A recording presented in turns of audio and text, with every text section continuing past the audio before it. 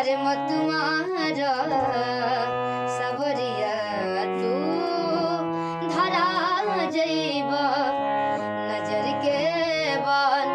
अरे मत मारा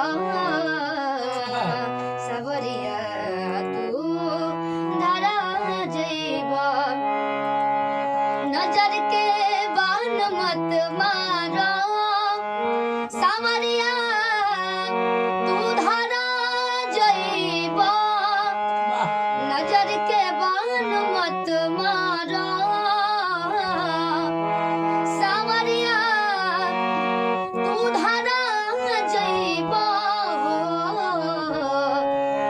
नाम पहिले से बदनाम बा तू के तू बदनाम करा जइबा नजर के बान मत मारा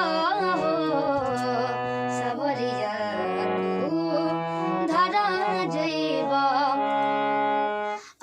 जो कि बड़े भैया विक्की बबुआ जी जिनको आप नाम से जानते हैं, ये बहुत ही मूवी में भी गाना गाए हुए हैं।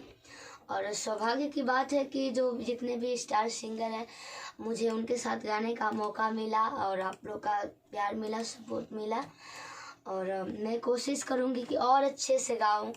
अभी ये कुछ नहीं है, अभी तो ऐसे लोग सुन रहे, पसंद कर रहे हैं।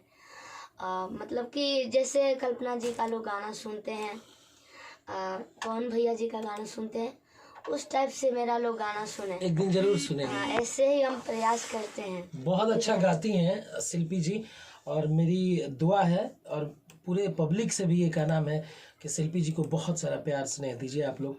बच्ची बहुत अच्छा गा रही है, अपना माटी की लड़की भी है, अपना घर के बेटी भी है, ताकि खूब सपोर्ट करी सबे, खूब सुनी सबे, प्यार दुलार दी सबे। एक और गाना याद पड़ गया जो देहाती गाना है।